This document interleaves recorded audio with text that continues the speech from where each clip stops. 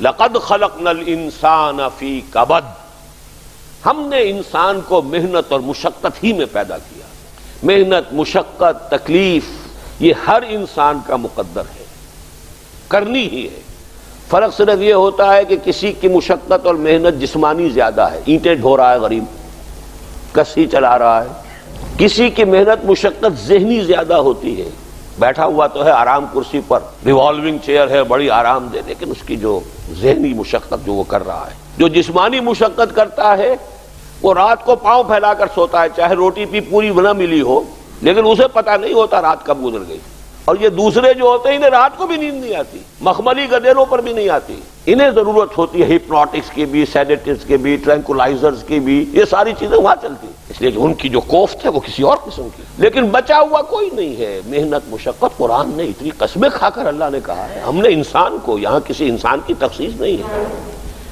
محنت، مشقت، اور اس محنت مشقت کے ساتھ اس میں غالب نے ایک اور رنگ داخل کیا ہے، اس کے ساتھ غم بھی ہے۔ مثلا حیوان اور انسان میں کیا فرق ہے؟ بیل ہے، کولو چلا رہا ہے، مشقت تو وہ بھی کر رہا ہے۔ بار برداری کا اونٹ ہے، بوجھ ڈھو رہا ہے ادھر سے ادھر تک، محنت تو وہ بھی کر رہا ہے۔ انسان محنت بھی کرتا ہے، مزید اس کو رنج اور غم جو سابقہ اس کو پیش آتا ہے۔ بیل کو پتہ بھی نہیں ہوگا میری کو اولاد بھی ہے، نسل بھی ہے، وہ کوئی بیمار ہے، کس حال میں ہے۔ گائے کو بھی اپنے بچے کی خبر ہوگی، وہ چھوٹا سا جب ہے دودھ پیتا ہے، اس کے بعد اسے کیا پتا وہ کہاں گیا کہاں نہیں ہے۔ انسان کو جو تکلیفیں جھیلنی پڑتی ہیں، پھر جو غم جھیلنے پڑتے، وہ حیوان کے لیے نہیں ہے، یہ انسان کے لیے۔ اسی لیے کہا غالب نے کہ قید حیات و بند غم اصل میں دونوں ایک ہیں، موت سے پہلے آدمی غم سے نجات پائے کیوں؟ تو یہ مشقت اور غم دونوں کو شامل کر لیجئے۔ انسان کا معاملہ حیوان سے بدتر ہے اس پہلو سے۔ کبھی کسی بیل کو، اونٹ کو وہ صدمہ نہیں ہوا ہوگا کہ بیٹا نے سینے تان کر کہا ابا جان آپ چھوڑیے، آپ کیا باتیں کرتے ہیں، آپ دقیانوسی باتیں کرتے ہیں، اب زمانے کا رنگ بدل گیا۔ وہ جو بوڑھے باپ کو جو اس وقت صدمہ پہنچتا ہے، یہی ہے وہ جس پر میں نے اپنی جوانی کھپائی ہے، جس میں میں نے اپنے آپ کو انویسٹ کیا ہے۔ آج یہ میرے سامنے کھڑا ہو کر کیا کہہ رہا ہے؟ اور یہ تو میں نے بڑی ہلکی مثال دی ہے، گالیاں دینے والے بھی ہیں، ماں باپ کو قتل کرنے والے بھی ہیں۔ مرتا نہیں ہے بڈھا کہ یہ مرے تو مجھے یہ ساری جائیداد ملے اور مجھے آزادی حاصل ہو۔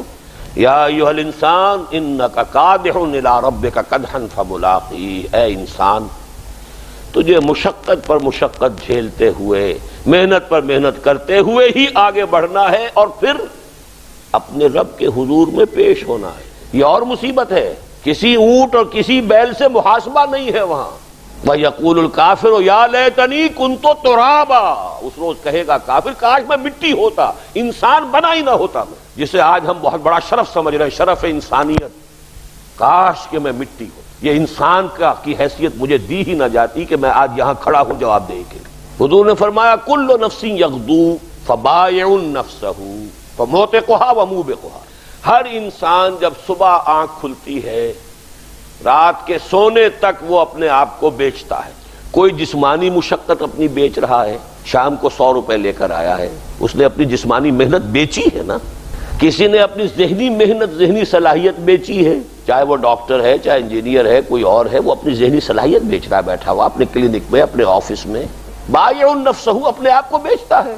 یہ بیچنا تو ہر ایک کا ہے، ہر شخص بیچ رہا ہے اپنے آپ کو۔ کوئی بدبخت وہ ہے جو یہ ساری مشقت جھیل کر بھی رات کو جہنم لے کر آیا ہے گھر میں، مشقت بھی جھیلی اور لے کر بھی آیا آگ کے انگارے، اس لیے کہ حرام کاروبار کیا۔ کوئی وہ ہے جو اس مشقت کے بعد اپنے نفس کو جہنم کی آگ سے چھٹکارا دے کر آتا ہے۔ بیچا، جائز جگہ بیچا، جائز طریقے سے بیچا، بیچا اس نے بھی، محنت اس نے بھی کی، مشقت اس نے بھی کی، لیکن اس نے اپنی مشقت کے نتیجے میں اپنے آپ کو برباد کر لیا۔